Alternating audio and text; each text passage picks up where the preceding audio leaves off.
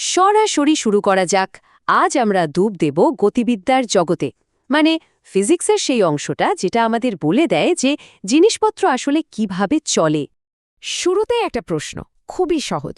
এই মুহূর্তে নড়াচড়া করছেন, মানে গতিশীল আছেন? হয়তো মনে হচ্ছে না, কিন্তু ফিজিক্সের চোখে দেখলে ব্যাপারটা কিন্তু এত সোজা সাপটা না। আর ঠিক এইখানেই চলে আসে প্রসঙ্গ কাঠামোর কনসেপ্টটা। মানে হলো আগের প্রশ্নের উত্তরটা কিন্তু পুরোপুরি নির্ভর করছে কিসের সাপেক্ষে গতি মাপা হচ্ছে। যেমন ধরেন, এই যে আমরা বসে আছি, পৃথিবীর হিসাবে তা স্থির, কিন্তু সূর্যের সাপেক্ষে প্রতি সেকেন্ডে প্রায় ৩০ কিলোমিটার বেগে ঘুরছি। তার মানে কি দাঁড়ালো? এই মহাবিশ্বের সব কিছুই, সব গতি আসলে আপেক্ষিক। তো গতিকে ঠিকঠাকভাবে বুঝতে আর বোঝাতে হলে আমাদের আগে এর ভাষাটা শিখতে হবে।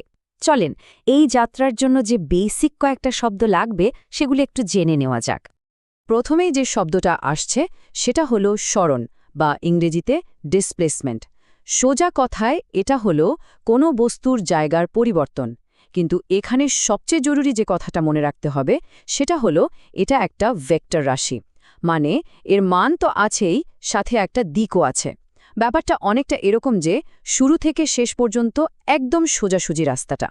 এই স্লাইডটা কিন্তু খুব কাজের, কারণ এটা একটা কমন কনফিউশন দূর করে দেয়। দূরত্ব আর সরণের মধ্যে পার্থক্যটা কি? ধরেন একটা গোল মাঠে দৌড়ানো হচ্ছে, পুরো এক চক্কর দিয়ে যেখানে শুরু করা হয়েছিল ঠিক সেখানেই ফিরে আসা হলো। তাহলে কতটা পথ দৌড়ানো হলো? মাঠের পুরো পরিধি, তাই না? এটাই হলো দূরত্ব। কিন্তু সরণ কত? শূন্য, একদম জিরো। কেন? কারণ শুরু আর শেষ হয়েছে একই জায়গায়। তো মূল ব্যাপারটা হলো দূরত্ব মানে মোট কতটা আঁকাবাঁকা পথ যাওয়া হলো, আর সরণ মানে শুরু আর শেষের মধ্যে একদম সোজাসুজি দূরত্বটা। সরণের পরেই আসে বেগ বা ভেলোসিটি। এটা আর কিছুই না, সময়ের সাথে সরণ কতটা বদলাচ্ছে সেটারই হিসেব। এখানেও একটা কথা মনে রাখতে হবে, বেগ কিন্তু শুধু স্পিড না। স্পিডোমিটার যে স্পিড দেখায় সেটা হলো দ্রুতি। বেগের সাথে একটা দিকও জুড়ে থাকে। ধরেন ঘন্টায় ৬০ কিলোমিটার স্পিডে উত্তর দিকে যাওয়া হচ্ছে। এই পুরোটা মিলিয়ে হলো বেগ, তাই এটাও একটা ভেক্টর রাশি। আচ্ছা, একটা প্রশ্ন ভাবা যাক, যদি এই বেগেরই পরিবর্তন হয় তখন কি হবে? ধরেন গাড়ির স্পিডোমিটারের কাঁটাটা ওপরে উঠছে বা নিচে নামছে, কিংবা হঠাৎ করে ডানে মোড় নেওয়া হলো, তখন কি হচ্ছে আসলে? এর উত্তরটাই হলো ত্বরণ বা অ্যাক্সেলারেশন। সোজা কথায় সময়ের সাথে বেগ কতটা বদলাচ্ছে সেটাই ত্বরণ। আর হ্যাঁ, ত্বরণ মানে কিন্তু শুধু স্পিড বেড়ে যাওয়া না। স্পিড কমা, যাকে আমরা মন্দন বলি, সেটাও কিন্তু এক ধরনের ত্বরণ, একটা নেগেটিভ ত্বরণ। এমনকি একই স্পিডে শুধু ডানে বা বামে মোড় নিলে, মানে দিক বদলালেও, সেটাও কিন্তু ত্বরণ। দারুণ না ব্যাপারটা? এই টেবিলটা দেখুন, এটা কিন্তু খুবই ইন্টারেস্টিং। আমরা প্রায়ই ভাবি পজিটিভ ত্বরণ মানেই স্পিড বাড়ছে, কিন্তু ব্যাপারটা সবসময় সত্যি না। এটা আসলে নির্ভর করে বেগের দিকটার উপর। যেমন ৩ নম্বর কেসটা দেখুন, বেগটা নেগেটিভ কিন্তু ত্বরণ পজিটিভ। ফল কি হচ্ছে? স্পিড কমে যাচ্ছে। তো সহজ নিয়মটা হলো, বেগ আর ত্বরণের দিক যদি একই দিকে হয় স্পিড বাড়বে, আর যদি দুজনের উল্টো দিকে যায় তাহলে স্পিড কমবে। একদম সিম্পল। তো আমরা গতির ভাষাটা শিখে নিলাম। এবার আসল মজা। চলুন দেখি এই ভাষা ব্যবহার করে আমরা কিভাবে গতির ভবিষ্যৎ বলে দিতে পারি, মানে গতির নিয়মগুলো কি সেটা দেখব। যখন কোনো বস্তু একটা কনস্ট্যান্ট বা সমত্বরণে চলে, তখন আমাদের হাতে একটা ম্যাজিক টুলকিট চলে আসে। আর এই টুলকিটটা হলো গতির 4টা কোর ইকুয়েশন বা সমীকরণ। এগুলো ব্যবহার করে আমরা যে কোনো মুহূর্তে বলে দিতে পারবো যে বস্তুটা কোথায় থাকবে বা তার বেগ কত হবে। আর এই টুলকিটটা ব্যবহার করার একটা দারুণ হ্যাক আছে। ভালো করে খেয়াল করে দেখুন, প্রত্যেকটা সমীকরণে একটা করে ভ্যারিয়েবল বা চলক মিসিং। তো যখন কোনো অঙ্ক করতে যাবেন, শুধু দেখবেন যে আপনার প্রশ্নে কোন ভ্যারিয়েবলটার কথা বলা নেই। যেই ভ্যারিয়েবলটা নেই সেই সমীকরণটাই কাজে লাগবে। পরীক্ষার জন্য এটা কিন্তু একটা সুপার টিপস। চলেন এই টুলকিটটা একটু হাতে কলমে ব্যবহার করে দেখি। ধরেন একটা বস্তু একদম স্থির অবস্থা থেকে চলা শুরু করল এবং প্রথম 1 সেকেন্ডে 1 মিটার গেল। প্রশ্ন হলো, এর পরের 1 মিটার যেতে বস্তুটার কত সময় লাগবে? কি মনে হয়, আরেকটা 1 সেকেন্ড? একটু ভাবুন তো। আচ্ছা, চলেন অঙ্কটা ধাপে ধাপে করা যাক। প্রথম কাজ হলো প্রথম 1 মিটারের ডেটা থেকে ত্বরণটা বের করে নেওয়া। আমাদের কাছে সরণ, আদিবেগ আর সময় আছে। তাই s = ut + ½ at² সূত্রটা ব্যবহার করলেই আমরা ত্বরণ পাচ্ছি 2 মিটার/সেকেন্ড²। বেশ, এখন এই ত্বরণটা তো কনস্ট্যান্ট, তাহলে এই ত্বরণ নিয়ে বস্তুটা মোট 2 মিটার যাবে। তাহলে মোট 2 মিটার যেতে কত সময় লাগবে?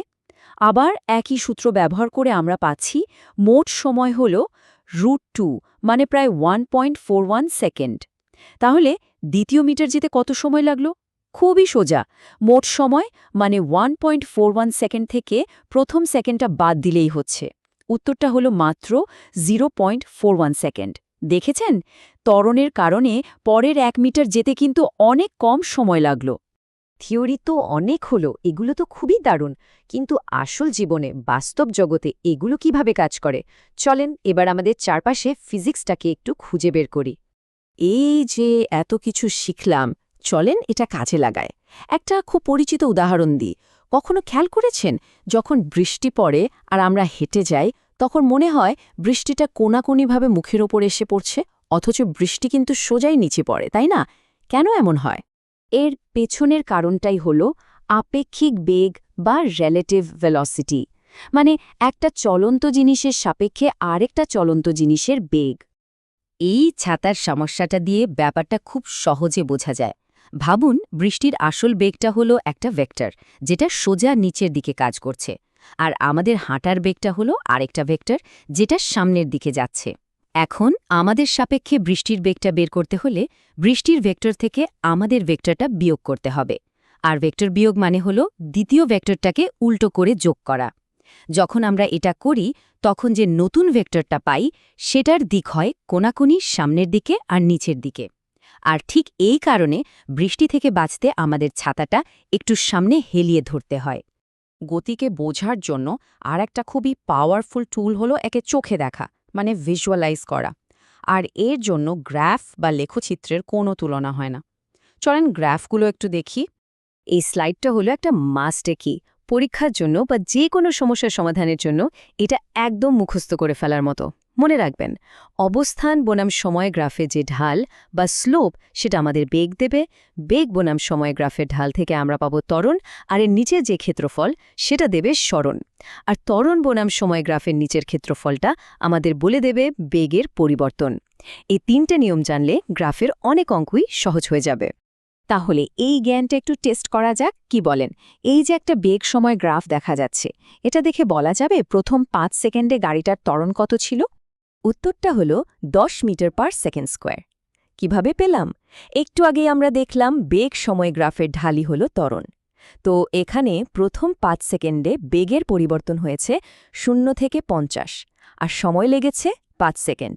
তাহলে ত্বরণ হলো বেগের পরিবর্তনকে সময় দিয়ে ভাগ, মানে 50/5, যা হয় 10 মিটার/সেকেন্ড²। সিম্পল। তাহলে আজকের পুরো আলোচনাটা থেকে আমরা কি কি শিখলাম, চলেন এক নজরে দেখে নিই। প্রথমত, সব গতি আপেক্ষিক একটা প্রসঙ্গ কাঠামোর উপর নির্ভরশীল। দ্বিতীয়ত, সরণ, বেগ আর ত্বরণ হল গতিকে বর্ণনা করার মূল ভাষা।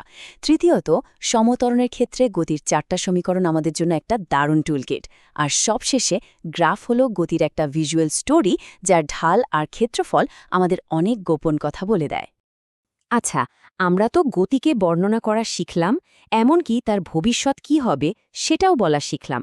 কিন্তু একটা মূল প্রশ্ন তো রয়েই গেল, তাই না? এই যে গতির পরিবর্তন হয়, এটা আসলে কেন হয়? কোন জিনিসটা একটা স্থির বস্তুকে চলতে বাধ্য করে বা একটা চলন্ত বস্তুকে থামিয়ে দেয়? এর পেছনের কারণটা কি?